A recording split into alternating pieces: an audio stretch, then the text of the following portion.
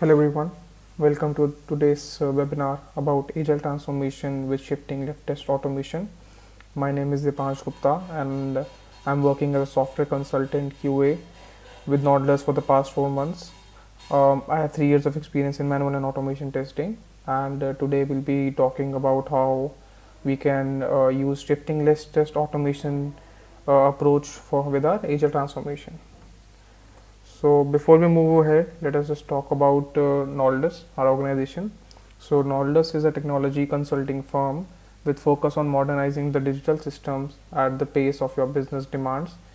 Our motto is to help business succeed with the technology, and Naldus is has an experience with a lot of technology such as IoT, microservices and API, testing automation, AI and data engineering, and also DevOps. To help business succeed with technology, we have partnered with some of the organizations such as Lightbend, Confluent, APG, IBM, and Data Stacks, and such. So now let us move ahead to our agenda for the day.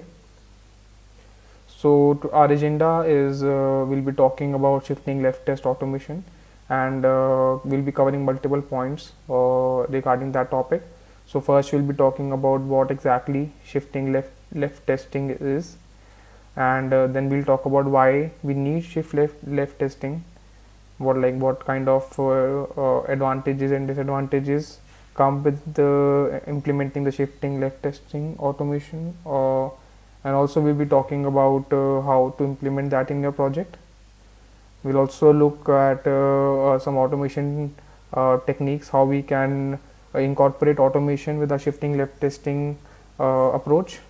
Then we'll also go over a small demo which covers the topic and how we can implement that this topic for today, in our daily projects. And then we'll conclude the session with the after that. Yeah. So what exactly is shift left testing? So shift left testing is a methodology where testing is incorporated to the earlier stages of a software development lifecycle. So this methodology makes sure that the code is tested early and priority bugs are addressed before deployment phases. So if you have been working as a tester for some time, then you must have faced this issue that the phase of testing comes usually at the end of your life cycle, or of the development life cycle as we call it. So that time, like at the end of the development life cycle, is not the best time to start the testing. That's what we'll be talking about in this session also, and you must have faced that issue with your testing as well. So how can we change that? So the best approach to change that is using or implementing the shifting left test or methodology in your organization or your project. So motto here is to test early and often to get the best out of the software testing processes. So as you can see, we have a chart of our software development life cycle. So the first phase is requirement phase, where all the requirements are gathered by talking with clients, and in that meeting usually our project managers, our leads, so they are present to gather the requirements. Once that is done, then the design is completed for that, based on those requirements on how we will be proceeding forward.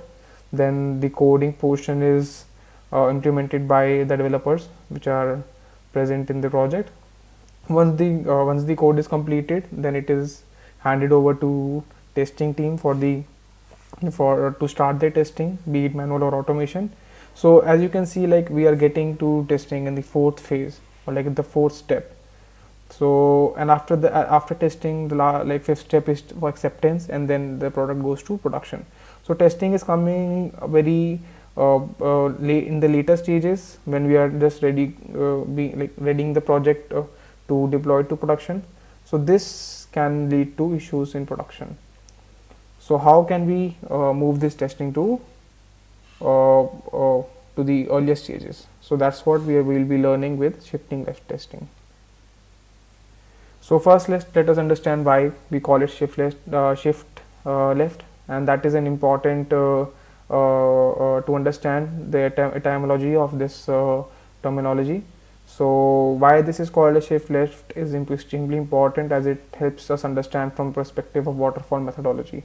So most of the organizations today, they use agile, they have moved to agile, and waterfall is not being used in a lot of places. So how can, like, why is it important to understand why we call it shiftless? So in waterfall model, testing is the last step before deploying a product to the production. This model has steps like blocks, where next step is dependent on the previous step for the execution. So if you see the block to the right of this screen over here, so you will see that first step is requirement, like the same cycle that we talked about in the last slide. So here also the requirement, first they are gathered. Once that is done, then we move to design. Once that is done, then we move to development. After the testing, after the deployment, and then also maintenance. So each step is not independent, or like it is dependent. Each step is dependent on the previous step for the execution, and that can lead to delays and issues in your development life cycle. So this is something that is a part of waterfall model or more waterfall methodology. So testing block again comes in the right portion of the model. If you see, so here we can see that testing is coming in the like a bit right portion, and if you see requirement, they are kind of in the left side of the this chart or graph, as you call it. So shifting this testing block from right to left is what we want to do with shifting left test.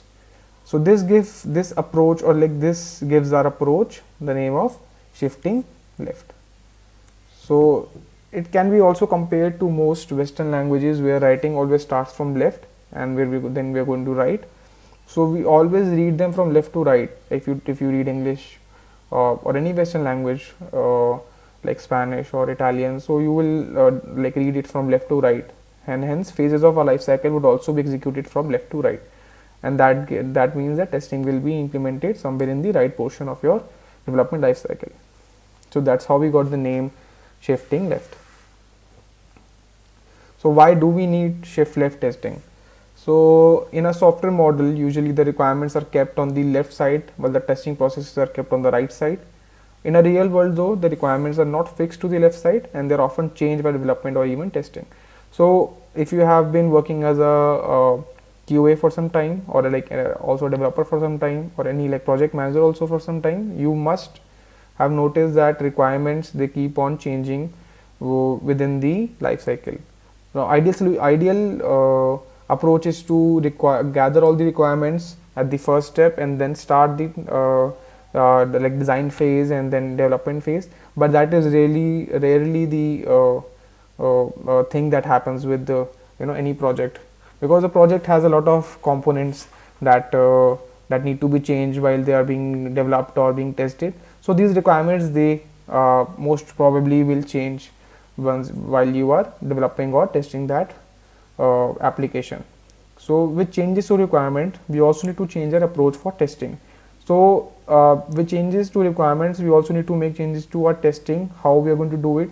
So it can if the requirements are new, then you need to add new test cases. You need to see how that new requirement changes the existing test cases, if it should not break anything that has already been written or already been implemented. So these kind of things are changed when the requirements change. So these last minute changes can lead to negative outcomes. So what kind of negative outcomes are we talking about here? So first one definitely is production defects, and that is the most important, because production defects is something that is not something that you want in your application. Once that is deployed to production, you want a clean bug-free application in production, and so this is the most important step that we need to take care of, and this can happen because of the last minute changes that happen with the requirement changes. So increased effort and workload resulting in increased cost. So this is the second point. So with the changes in requirement over last minute, it is imperative that you test the application thoroughly, you develop the application properly with those new changes. Do you do the proper regression testing, you do the proper system testing, performance testing. So these kind of things, if you are if any changes are made last minute, so these kind of things also need to be performed at the end, and this definitely increases the workload on the resources and also results in increased cost. Third is delay in delivery of product. So naturally, if you are increasing the work with new requirements, then that will lead to delay in delivery of product. So that will not look for client, not look good for client as well as for the people that are working on creating that application. So these negative outcomes can be reduced to a minimum with the help of a robust shift left testing approach. So that's why we need to implement the shift left testing in our projects in our organization, so that these kind of major issues that we see today in our testing, so these can be reduced, and we can have a better delivery of the product that we're working on. So the testing can start early, and quality code is given priority from the start. So with shift left testing, we are trying to start the testing as early as possible and provide quality code to our clients, so that it does not create any issues in the production. So how to implement shift left in your project? So now that we've talked about why we need shift left testing, how to implement that is also very important. So there are a few steps that team can take together to ensure shift left testing is being implemented. So when we say team can take together, we mean that it is not only the responsibility of the testing resources to implement shift left in their project. It is a team effort which requires the help from developers as well as testers, as well as our project manager, as well as from client as well. So it is a team effort, and it needs to be implemented on a team level or on an organization level, so that you can see those results in your project that you're working on. So first step on how to implement the shift left in your project is incorporating testing in the earliest stages of SDLC. So since that is what it means to shift left. So first step is definitely to incorporate testing in early stages of SDLC. So once testing is introduced from the first step in your software development lifecycle, so that means like the requirement phase, potential bugs can be identified by the QA team at the start. This ensures that dev team can handle potential bugs before they're introduced to the system. So if you are introducing, or if you're bringing your QA team to the start of the SDLC, that is the requirement phase, so potential bugs or like potential things that can be that might be missed by developers or project manager, so these can, or like business analysts, so they can be identified by QA team at the start. So instead of waiting for the entire code to be written and then entire thing to be deployed in production or like in your UAT environment, why not vet these out at the start of your project, so that it does not create any issues for your team or for developers. So these can be handled with your shift left implementation. Second is proper testing strategy. So a well-detailed test plan can prove worthwhile when testing an application that needs constant change. So we will also cover this in our demo, how to create a proper testing strategy, because this is important when we are talking about shift left testing. Like when we move testing to the earlier stages, it might be possible that the QA team does not have a lot of work. So at that time, QA team can be, or like your testing team can be used to create a robust test plan, so that it can be implemented properly when other stages of development lifecycle are being worked on, like the development stage or like testing stage. So these should go smooth, and these will go smooth once you have a detailed test plan. So test strategy should cover end-to-end testing approach, also regression testing suite using automation performance testing strategy at least. So some things that you need to keep in mind while creating this test suite or test strategy is to cover the end-to-end testing approach, how you're going to write those test cases, how you're going to implement those test cases, what kind of test cases are we looking at from business perspective, what kind of regression testing are you going to do, what kind of automation are you going to bring into the life cycle, what kind of performance testing do you need, what is the baseline for performance testing. So these kind of things can be a part of your initial testing strategy. Third is good coding practices.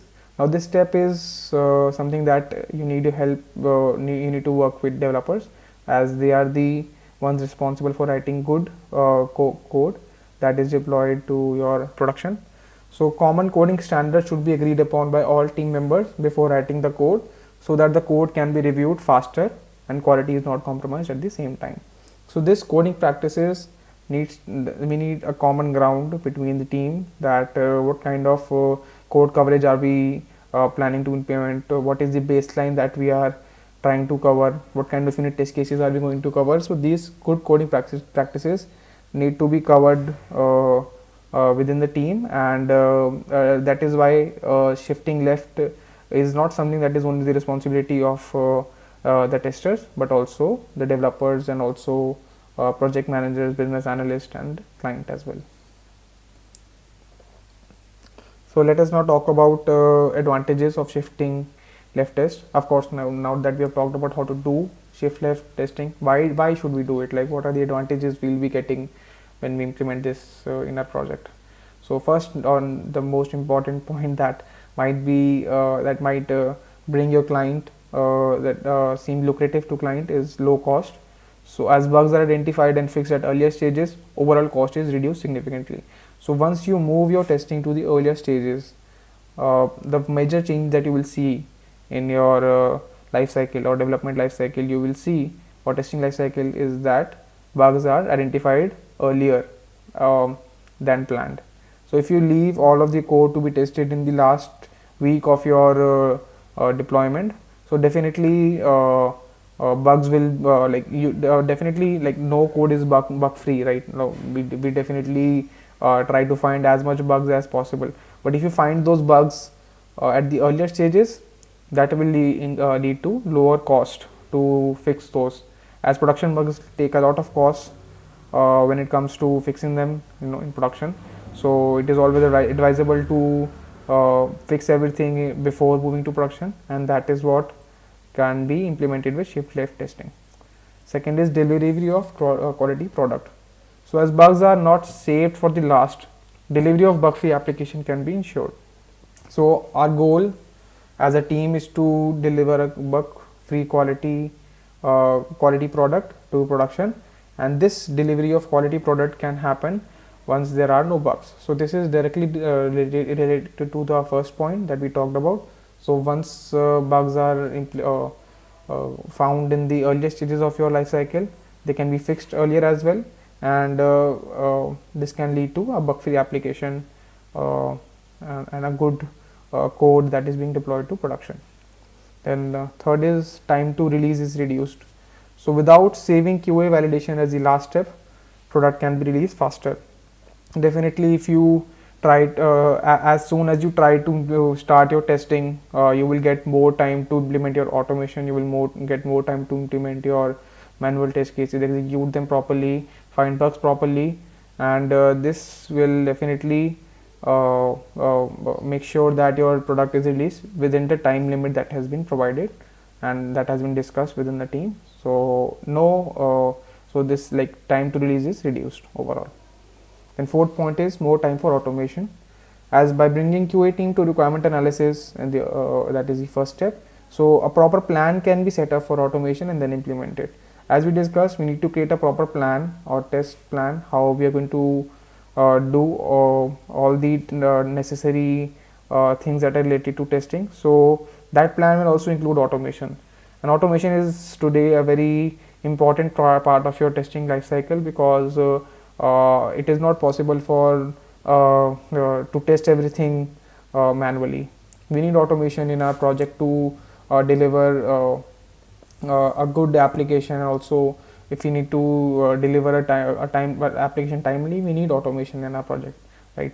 So if you have that time to automate properly, and it takes time to code anything, right? So if you have, like, suppose 500 test cases for a front end application, now 500 sounds a lot, and it's not possible to automate all of them in 1 week, even if you have 3 resources. So you need to plan better on how you're going to automate, and that can happen if you are introduced to the life cycle early as a tester, and you can gather the requirements from the requirement analysis phase, and you can start at least implementing your automation code, so that it is not left for the last stages. So fifth point is better communication between team, which results in more efficiency. So once you have once QA team is brought to the process earlier, so they know about the requirements, and they have a better understanding of the product and what is being trying to deliver with that product. So that definitely increases good communication between the team, and which in turn would result in more efficiency. So as naturally, and we have advantages for a process, we also have some disadvantages that come with it.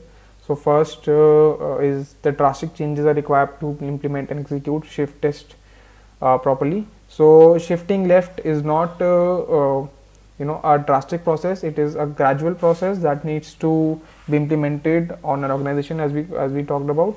So that is something that needs to be discussed with your management team, as well as also with client. So these kind of things take time, and that is like one disadvantage that comes with shift left testing. It takes time to implement properly. And second point is the requires a constant communication between dev team and QA team to understand the product effectively. So it requires communication between dev team and QA team to understand the product effectively.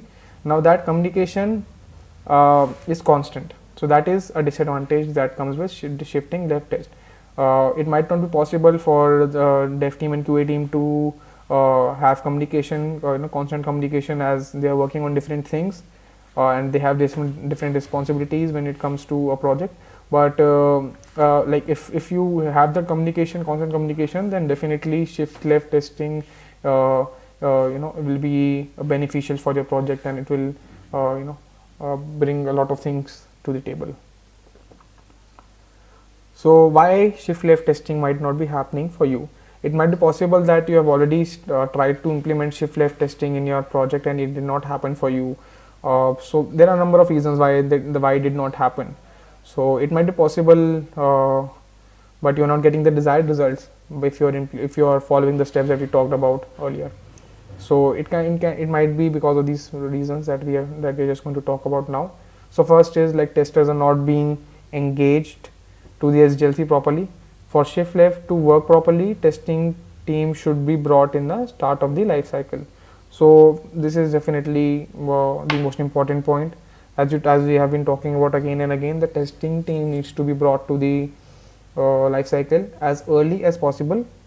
If they are not being brought early to the life cycle, then that is definitely not good shift left testing practice. Right? So this is the most important thing that you need to follow. Second is leadership support is another reason why it might not be working for you. As we talked about that shift left testing is not something that is that can happen within just like for a group of people. It is something that needs to be talked with to the leadership as well as management team, so that it can be implemented on a wider level or like an organization level, so that all the projects or like all the teams are aware of it or are aware of the process. It is not like surprising anyone at the last minute. So it is a gradual process, but yeah, you definitely need leadership support to implement it properly. So it is important that leadership is informed of the benefits that come with shift left testing approach, so that you get the support you need from your leaders. And if we talk about the advantages that come with shift left, so definitely there should be no reason for leadership to not support you with this journey. Third is the fear that testing is a bottleneck. Your peers might feel that testing is a hold up to a timely release of a product. This can lead to less testing scope and hence an unfinished product deployed to production. So a lot of times people do come up with this issue that testing is only given like very very less time to be completed as compared to the development or the requirement analysis phases. So that is because some people feel that testing is a bottleneck and it can hold up the entire project. and it will they believe that it will it will not be a proper release because of the testing bottleneck. So that is not the best way to look at testing, as the testing is the last stage before you move anything to production. So everything has to be perfect when we are testing, and that is why you need to be brought in earlier, so that you have more time to test. And so this might be a reason why shift left testing is not happening for you. Next is automation with shift left testing. So we talked about how we can implement the process, but it is also important to automate or to learn automation. And how can we implement automation now with shift left testing? So with shift left testing, we have a great opportunity to focus more on the automation aspect of testing besides manual testing. Here is why you should also incorporate automation with your shift left testing approach. So first is the increases testing coverage, and this is definitely the most important. So if you have, suppose 500 test cases that you need to execute or like perform for a front end application. Now today you have done that testing manually for 500 of the test cases, and tomorrow there is another build that was deployed to your UAT environment or testing environment by the development team or developers. So again you need to perform that testing, because now that new build has been introduced to your application, you need to see that the new build has not broken anything that was already implemented, right? So that means like you need to do regression testing again. So how, like, definitely you would not want to execute those 500 test cases manually. So how can you work on that with respect to automation? So that is something that can be taken care of with your automation suite or regression suite. So this is how you can increase your testing coverage. When automating a manual work, almost every time you would encounter scenarios that you might have missed while doing the same testing manually. Automation helps with covering such scenarios like negative test cases that can be automated easily, and test coverage can be increased.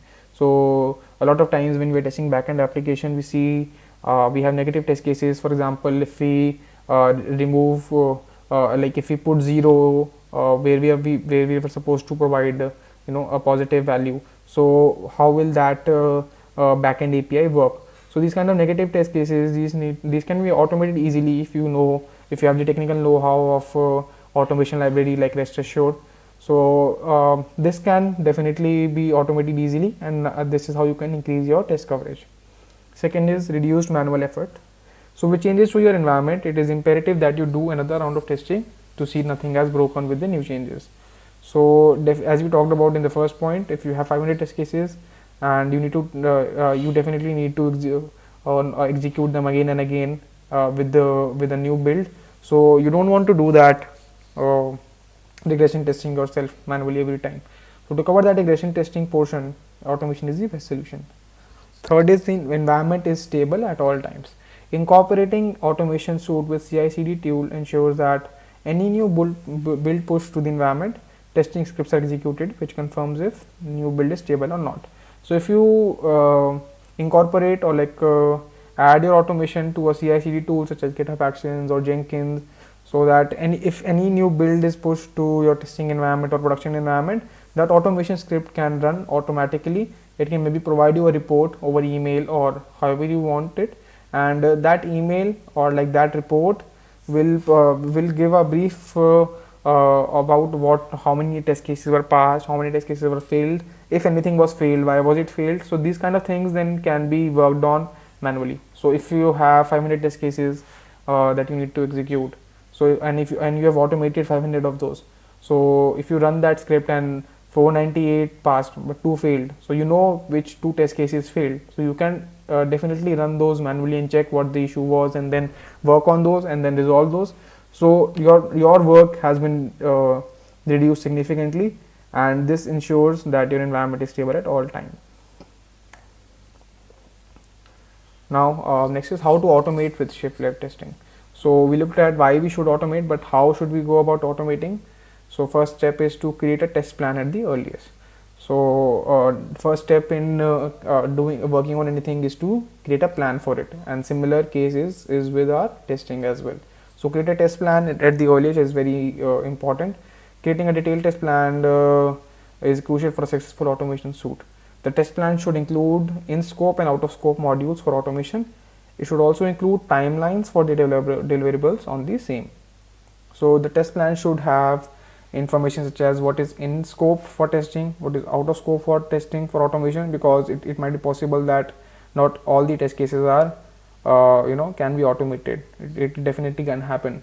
So those kind of test cases should be identified at the earliest so that they can be covered manually every time there is any every time you need to perform regression testing, and whatever is in scope that can be worked on properly, and it can be incorporated to your CI/CD pipeline as well.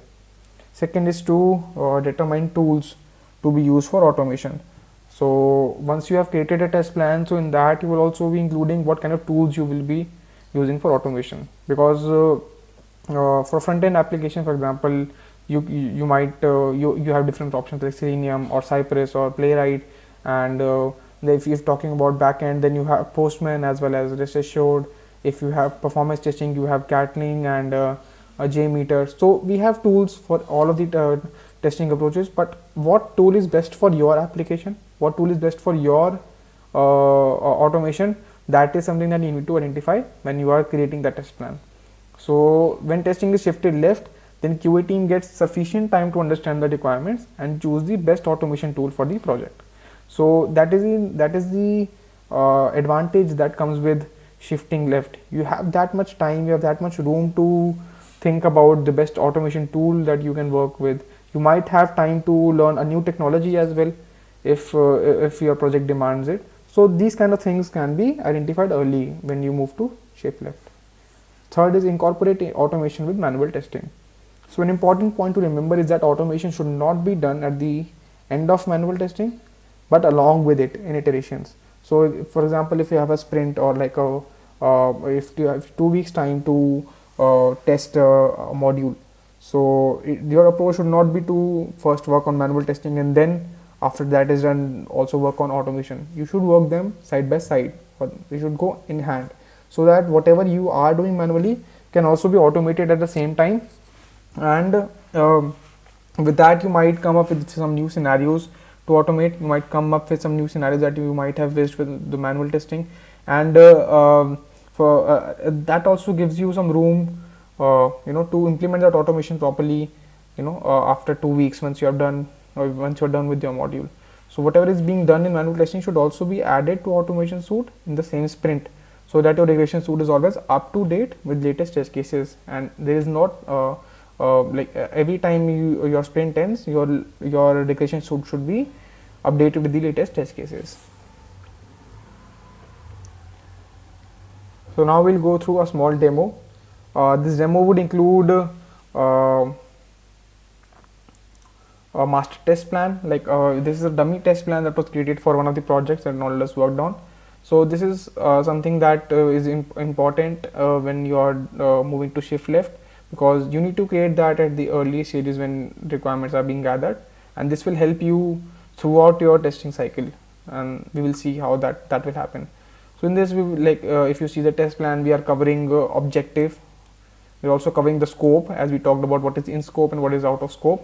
Then we're also discussing end-to-end testing approach, as we discuss what will be the testing approach for end-to-end testing, what kind of tools you will be using, and also we are also writing about the CI/CD integration and continuous testing, so that we can identify how we need to implement our automation suite with the CI/CD pipeline. Also propose tech stack, as we talked about what kind of technologies we want to use with our project. So these kind of things can be vetted out once you create a proper test plan.